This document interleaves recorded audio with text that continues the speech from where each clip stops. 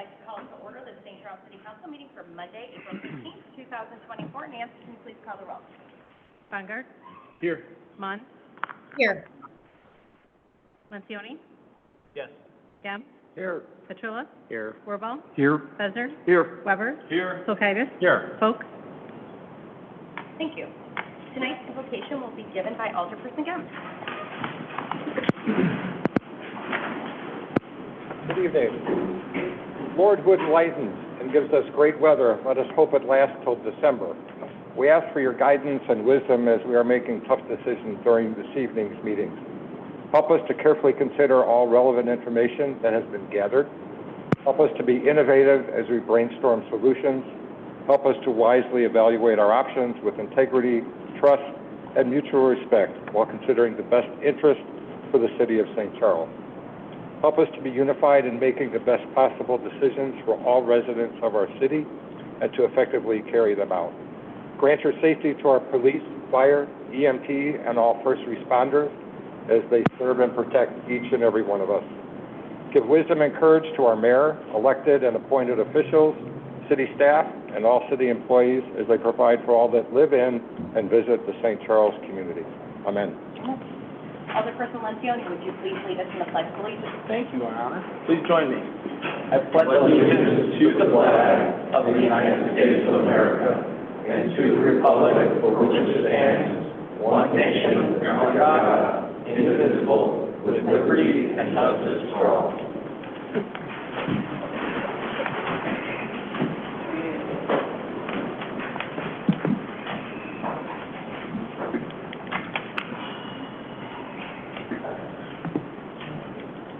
Good evening. We have one proclamation this evening, and for that, I will call Lauren Nagy and Susie Myers.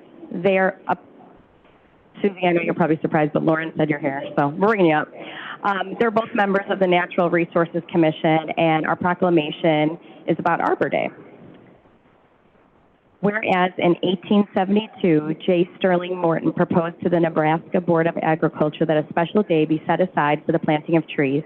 And whereas this holiday, called Arbor Day, was first observed with the planting of more than a million trees in Nebraska, and whereas Arbor Day is now observed throughout the nation and the world, and whereas trees can reduce the erosion of our precious topsoil by wind and water, cut heating and cooling costs, moderate the temperature, clean the air, produce oxygen, and provide a habitat for wildlife. And whereas trees are a renewable resource giving us paper, wood for our homes, fuel for our fires, and countless other wood products. And whereas trees in our city increase property values, enhance the economic vitality of business areas, and whereas trees, wherever they are planted, are a source of joy and spiritual renewal.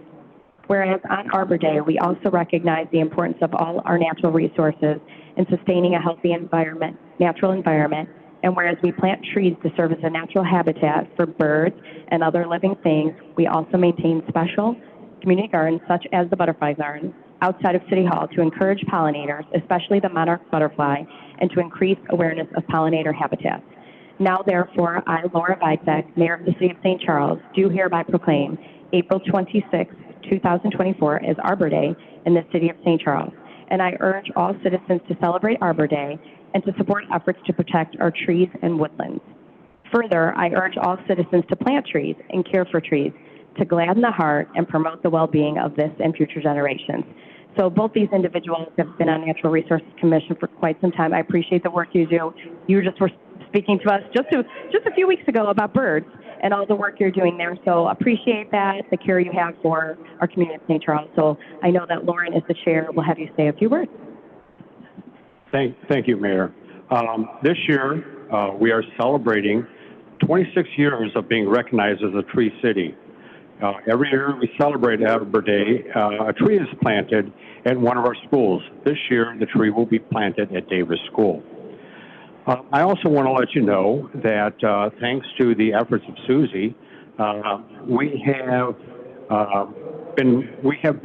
application to be recognized as a bird city has been accepted, and we are, I believe, one of 6. Will be one of 6 in the state. So one of 6 in the state.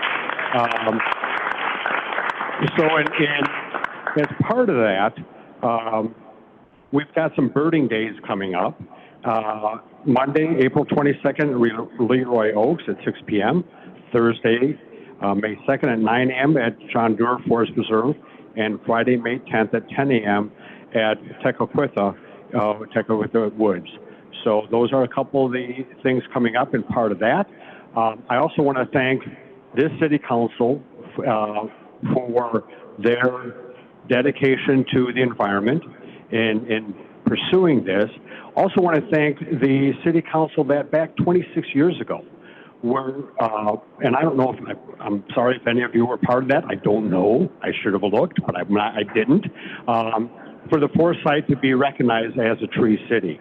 And I'm proud to be a resident of the city and one that takes the environment seriously and dedicates resources to preserving that. Thank you very much.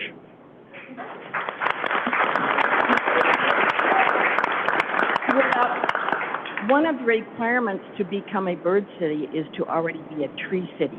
So kudos. Thank you both.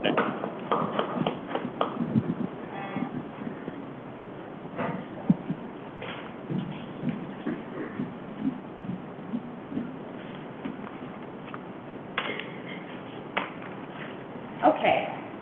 Alderman Besner, the omnibus vote, please. Thank you, Your Honor. I'd like to make a motion to approve the omnibus vote. Second.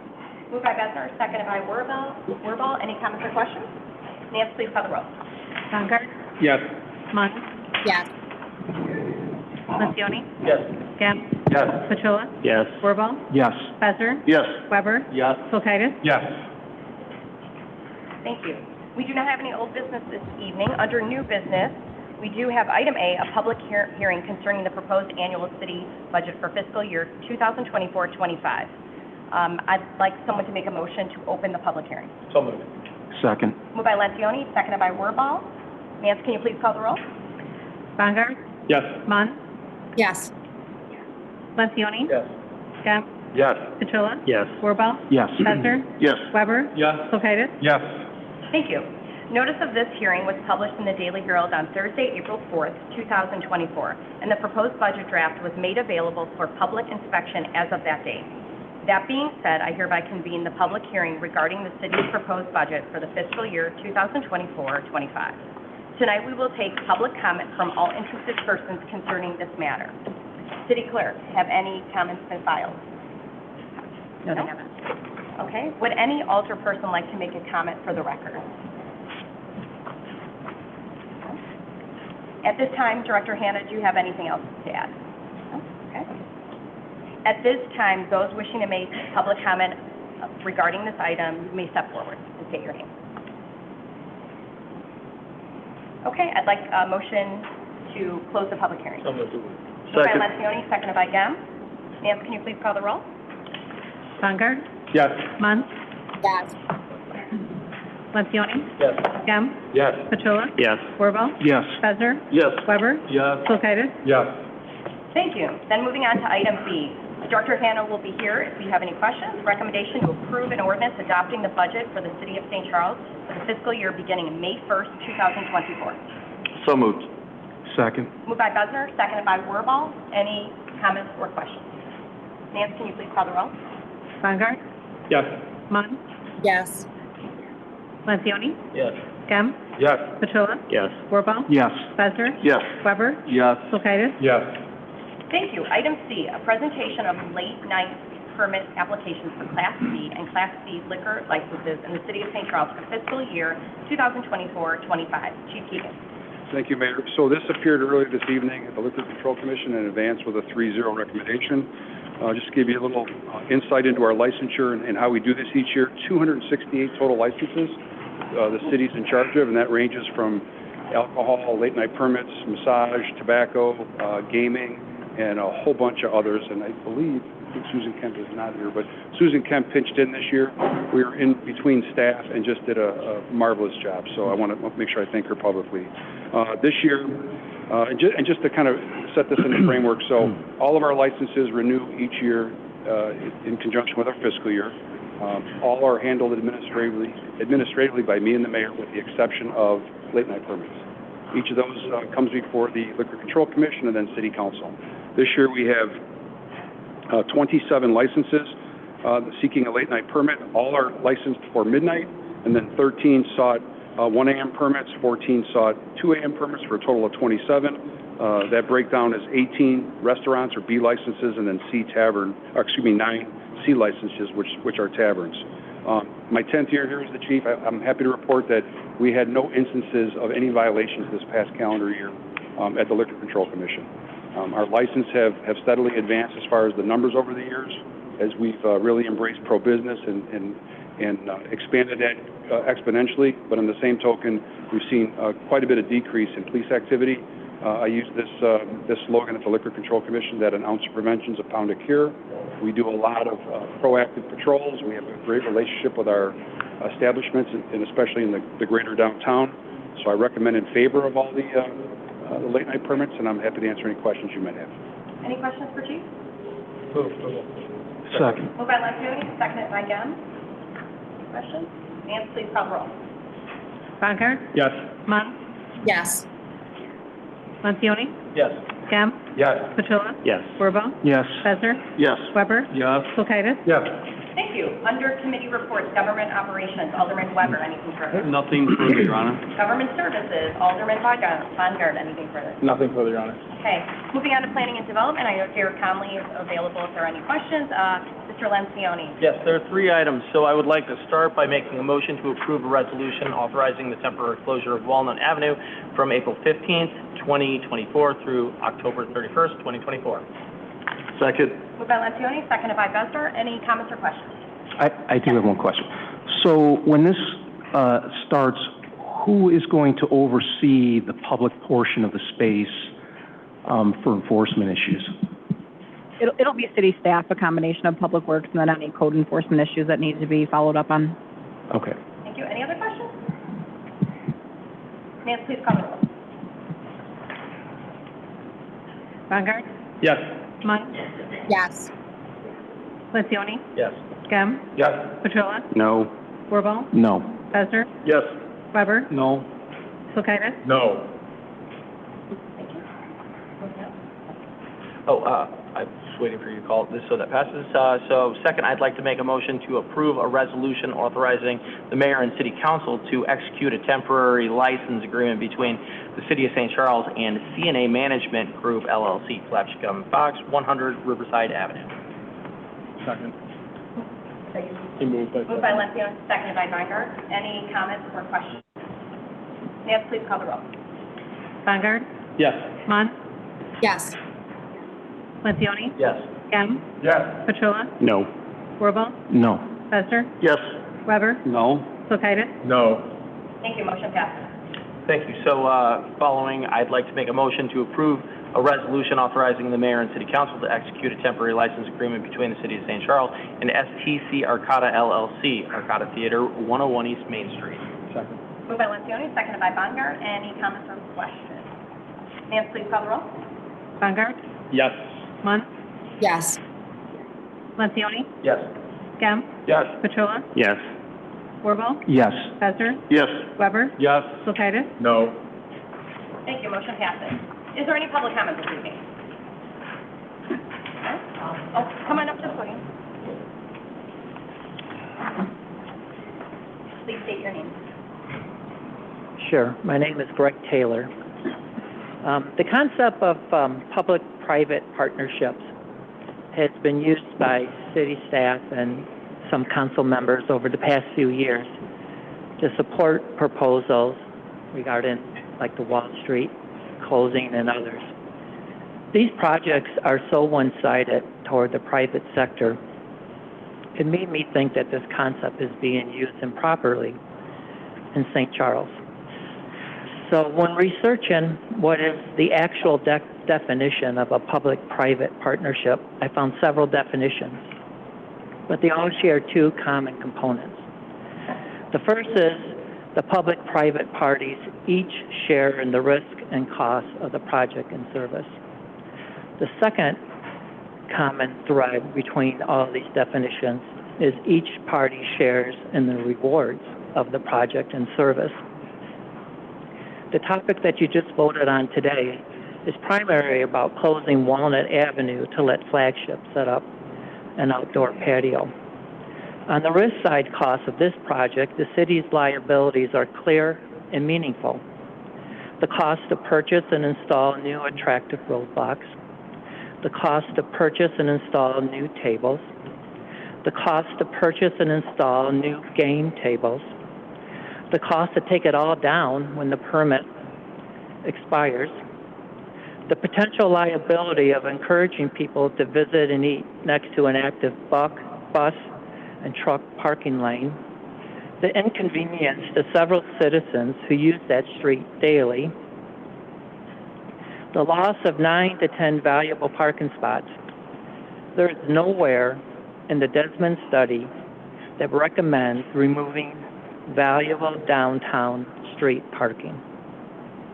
The loss of the main circulating street in this area for visitors looking for parking, raising the risk that visitors will get frustrated and leave town or just not return for an additional visit because they just get tired of the hassle.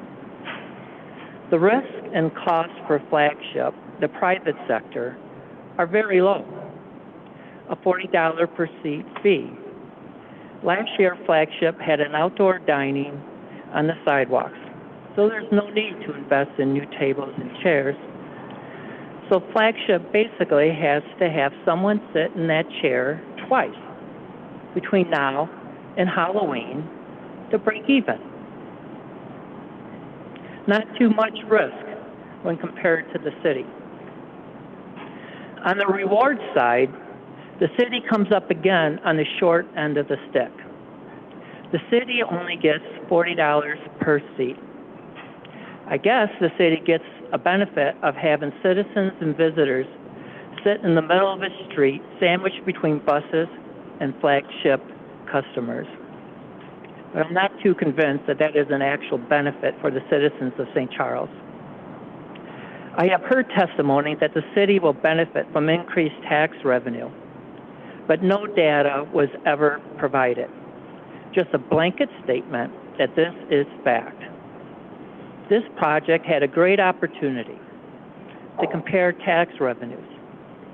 In 2022, Walnut was closed and Flagship had street dining. In 2023, Flagship had sidewalk dining. Did the city receive thousands of additional tax dollars from Flagship in 2022 compared to last year? I seriously doubt it, but we just don't know. Furthermore, why doesn't the city insist on this type of data when these types of projects are proposed? The benefits of Flagship are obvious.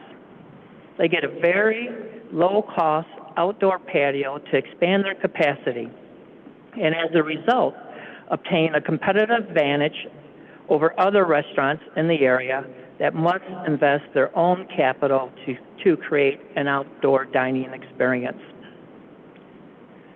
To imply that this vote is about allowing outdoor dining is misleading at best. Of course, we can have outdoor dining at Flagship and leave the street open, just like we did last year with the outdoor dining on the sidewalks. This vote that you just made was really between two options. Number one, outdoor dining on the sidewalks, leaving the street open at no cost to the city, ensuring that the city sees a positive cash flow, and only losing the opportunity to sit next to a bus. Versus outdoor dining in the street at a substantial cost to the city, inconveniencing current residents and visitors at an unknown net financial result for the city, or the benefit of a singular business. I'm sure your constituents would have preferred the first option if they were educated on their choices. I'm disappointed in the vote. I hope future votes of this nature, more diligence is paid to the true issues at hand. Thank you. Any other public comments? No?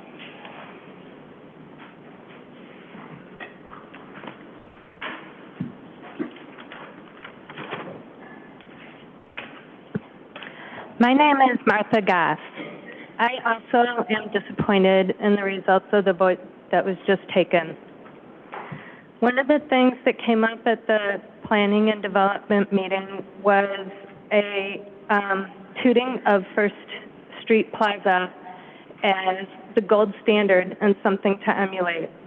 So I just wanted to remind some people about what actually happened to create the First Street Plaza, which was that the city took property on both sides of the street by eminent domain. Many owners of those businesses did not want to sell. I don't know if any of you remember walking by the businesses that had posters in their windows about how disappointed they were that the city was taking their property and their business. We all learn about eminent domain in high school social studies. It's taken for the good of the public to create something needed for a public use. For example, taking farmland to put in a highway. What the city did on First Street was take property from bar and restaurant owners to tear down their buildings and put in new buildings with bars and restaurants. Privately owned bars and restaurants. And that's really what happened with the development of First Street. One of the businesses that was affected is an old St. Charles business family. Vi Rigoli ran her bar and restaurant with her 2 daughters. The city took their building and put them out of business and basically took the livelihood of that whole family away. Of the businesses that first opened on First Street, there's only one that's still there, of the original businesses that came in after the old businesses were driven out. So how successful is that plaza? Also, passing away an ordinance to give away the public space to a single business owner is a disincentive to business owners who invest in their own spaces. I don't know what you plan to do to compensate the other business owners who are negatively affected by this decision. I'm just supposing it's going to be another taxpayer expense. Finally, I think a nice option, if anybody had had time to look at it, would be to ask the owner of the property that is on the southwest corner of First Street or Riverside Street and Illinois Avenue if public tables could be put in that space. It's right next to the river. It's about the same size as the street that you just closed tonight. It's beautiful. It's grass. Picnic tables could be put there. There would be no traffic. The sidewalk is on one side. The street is on the other side. This city council just voted to give 1/3 of an acre of city property to that landowner. It seems like it would be generous of that landowner to go ahead and donate something back to the city. Or if they didn't want to donate it back to the city, open it for temporary use from April to October for citizens to use for outdoor dining. Thank you for listening. Thank you. Any other public comments? Catherine Ash Street. I just want to thank both my aldermen for voting no on this matter. I'm extremely disappointed that the city of St. Charles thinks it's a good idea to be annexing public roads for private businesses. I think it's a big mistake. I can't believe this is the direction we're going. I think we've got to wake up because we're setting a bad precedent. Other people are going to be asking for this, and we can't continue to go this direction. So I appreciate you guys voting no, and I hope the city of St. Charles starts rethinking their opinion on how they're going to handle these situations in the future. Thank you. Any other public comments? No? Okay, I do have some comments. Alderman Werfel's birthday is coming up on April 29th, so happy birthday. Thank you, I know thank you. it seems soon, but it's coming, so get ready. April is Volunteer Recognition Month, and so in the city of St. Charles, we want to thank all of our commission members. There's several out there today, people who volunteer on behalf of not-for-profit organizations and just give their time on behalf of their city and community because they love it. So thank you for doing that. The dam joint task force will be meeting on May 2nd at 6 p.m. here in council chamber, so please spread the word for those who have been following that and would like to continue to listen to updates and information that is being presented. The city is going to be doing a state of the city as well. The Chamber of Commerce currently does it. They will continue to do that. We are opening this up to residents and business owners, and it will be on May 16th at 9 a.m. at Royal Fox Country Club. It's free to all those that attend. Everyone's invited. We will be having our alder persons there to be able to answer for questions by ward, and then we'll be giving a presentation on updates and what's happening in the city. That is all I have to, does council have anything? Anything more from staff? There is an executive session that will follow Alderman Weber's meeting here. So with that, I'd like a motion to adjourn, please. So moved. Moved by Dem. Second. By Orbaugh. One of you. Nancy, can you please call the roll? Bonner? Yes. Munn? Yes. Valentioni? Yep. Gap? Yes. Petrola? Yes. Corbo? Yes. Besser? Yes. Weber? Yes. Kulkaitis? Yes. Yeah.